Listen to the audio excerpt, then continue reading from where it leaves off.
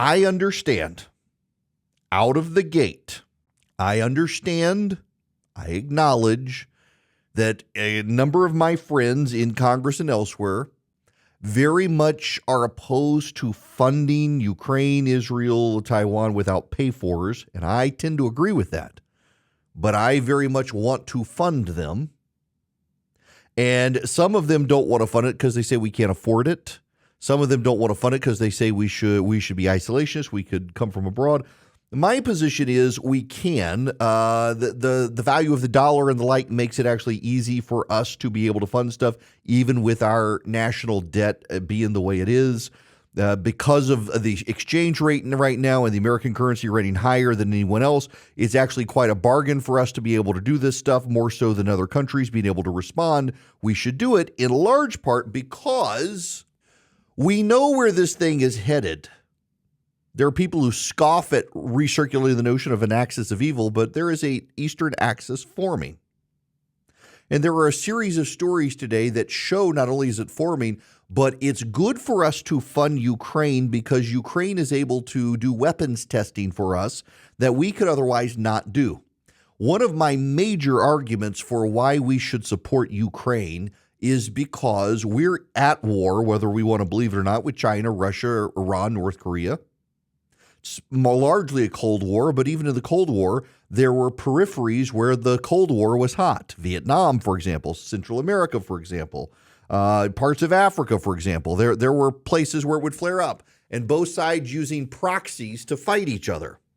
One of the benefits of Ukraine is that we're seeing that many of our weapon systems that are not the bleeding edge weapon systems, they're the current technology that we're moving past, that those weapon systems well outperform the bleeding edge of the Russian, Chinese, North Korean, and Iranian technology. However, we're discovering some aren't. A new ground-launched version of an air-to-ground weapon developed for Ukraine on a rapid timeline failed to hit targets in part because of Russian electromagnetic warfare, Bill LaPlante, the Pentagon's acquisitions chief, said at an event held by the think tank CSIS. LaPlante suggested that Ukraine may no longer be interested in the weapon. When you send something to people in the fight of their lives that just doesn't work, they'll try it 3 times and they'll just throw it aside, said LaPlante. The weapon LaPlante is referring to is very likely the ground-launched small-diameter bomb, based on his description, according to Brian Clark, a senior fellow at the Hudson Institute.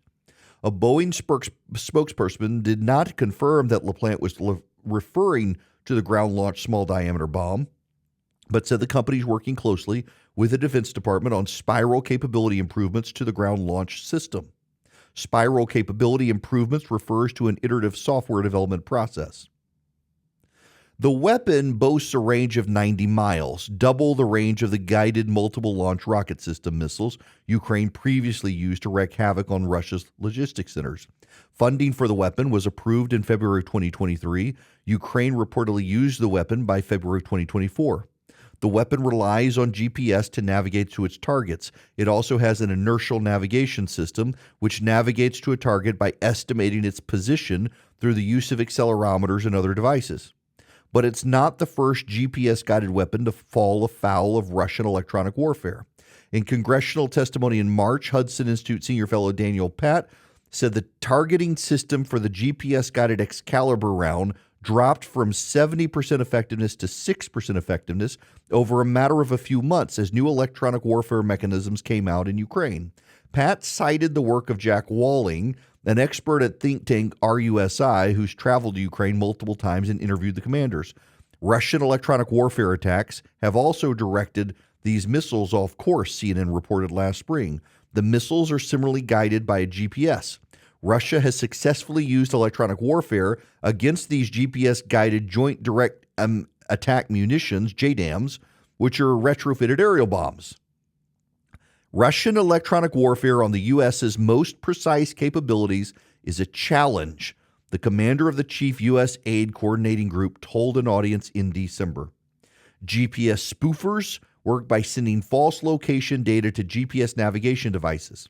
Because GPS signals are weak, a stronger false signal can be sent to override the correct inputs.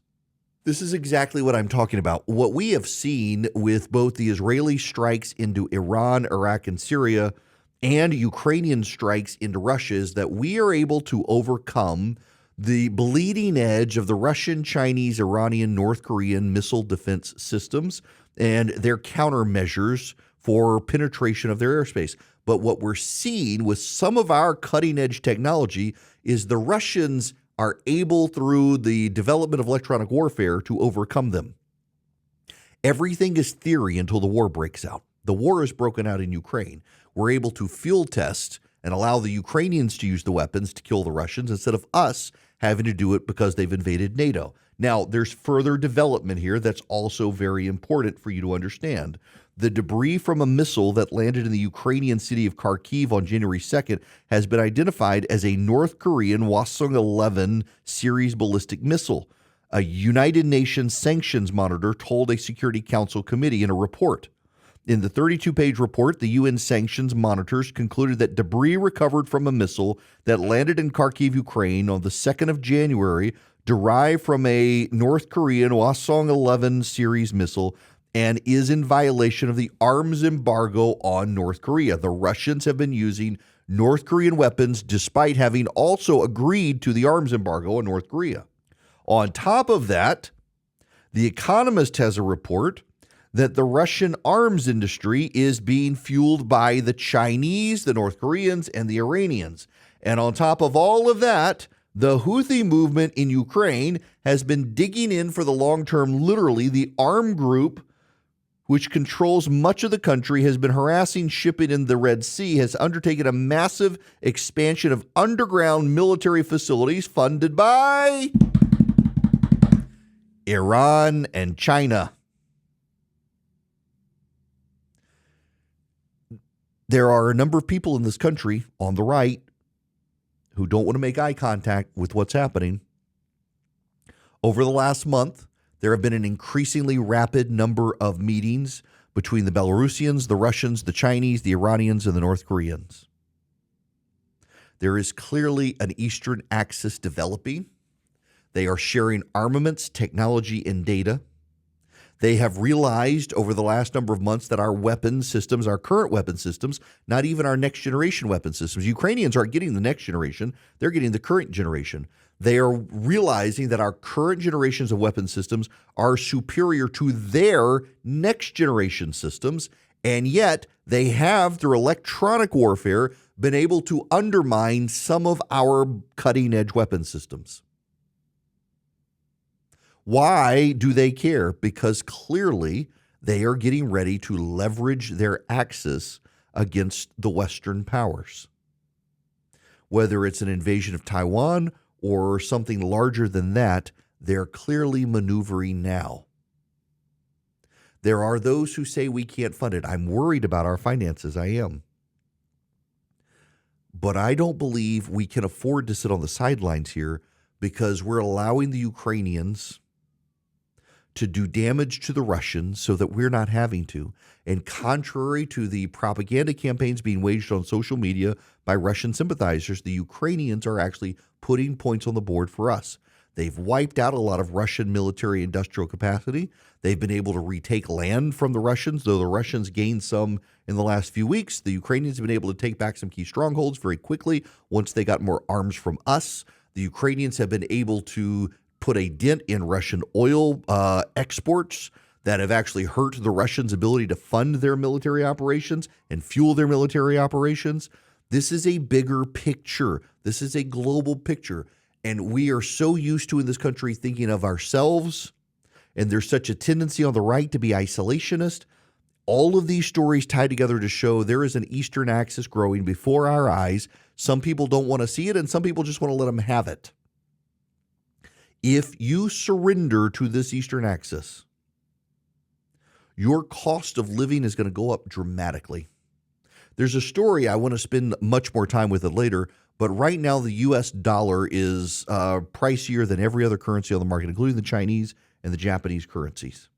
That means that our ability to go abroad is way cheaper than others' ability to come here.